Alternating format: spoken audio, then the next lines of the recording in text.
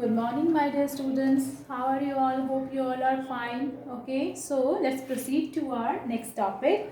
Okay, so we have studied in our last video about the medieval period in which how the democracy developed. Okay, so then about the revival of the Europe and how the democracy developed in Europe also. Okay, so now our today's topic is the American War of Independence. So like Europe and Greece, America was also going through the democratic government. Okay, they also want to form a democratic government. So they started between British colonies in America and Britain in 1775. A war started between them.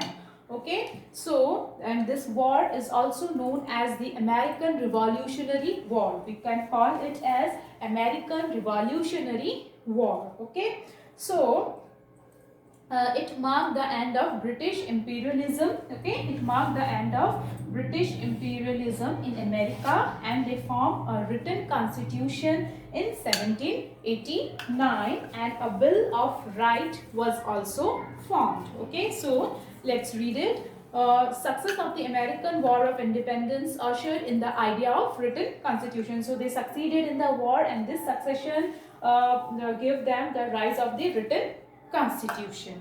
Okay, that was enforced in 1789. When was it enforced? It was enforced in 1789. The written constitution in America was enforced in 1789. Okay, so in that constitution, a Bill of Right was made. Okay, was included. A Bill of Right was included in the Constitution that guaranteed basic rights to citizens. So that bill gave the basic rights to the citizen of that country. The basic rights could not be violated even by the government. So those basic rights could not be violated by the government also. Okay, so the citizens were entitled to the basic rights during the course of judicial proceedings as well. They were given the basic rights against the during the judicial proceedings also. So in the American War of Independence, it was started between the British colonies in America and Britain in 1775, and then in this war they succeeded, and they marked the end of British imperialism. That means the only rule of the Britishers. Okay, the country who dominate the weaker countries, that is called imperialism. So this ended, and they succeeded, okay, to make them independent. And after that they make a written constitution, and that constitution was enforced in 1789. And after in that constitution, a Bill of Right was included, which gave some rights to the every citizen of that country. Okay, so this is clear, the American War of Independence. So next is, again the War of Independence started with the French people. So next topic is the French Revolution. So in 1789,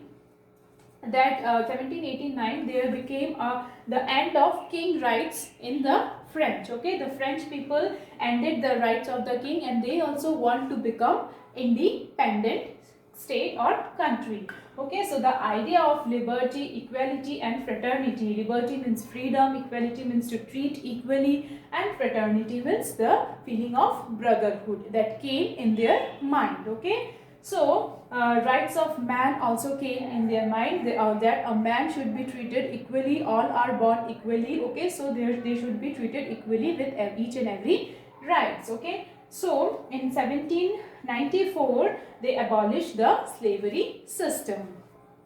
So now let's proceed from the book. So the French Revolution of 1789 dealt a death blow to the divine right of the king, and it brought the idea of liberty, equality and fraternity. So the declaration of the rights of man and of that declaration of the rights and of the citizens, okay, they declared the rights of man, they declared the rights of citizens. Okay, right of man, they declared that an individual is born free, he is born free, and upheld the universal and natural rights of humans. So he should have the universal and his natural rights. Okay, so it also led to the this nature or this feeling led to the abolishment of the slavery in 1794, and which abolished the slavery in 1794 in the French colonies. Them. So next is the World War and the Russian Revolution. So we have studied about the French Revolution. Now we will study about the Russian Revolution.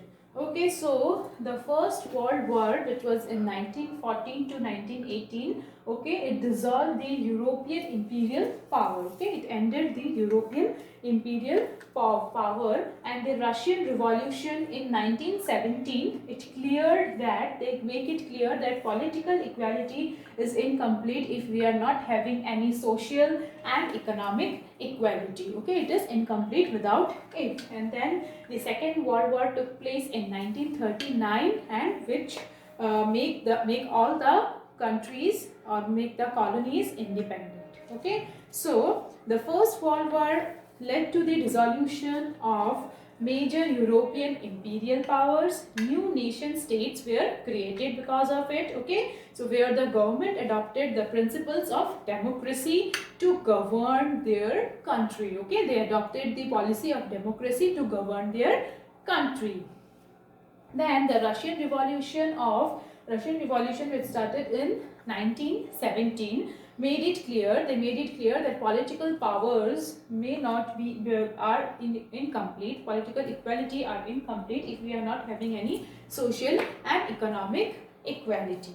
Okay, so the revolution successfully destroyed the prevalent autocrat government. So they destroyed this high class government. Okay, the government made by the autocratic people from high class society. Okay, so they just destroyed it and led to the formation of the Soviet Union. Okay, so the Union of Soviet Socialist Republic was dissolved in 1991, and most countries which separated from the Union, choose a democratic government. They also choose a democratic government.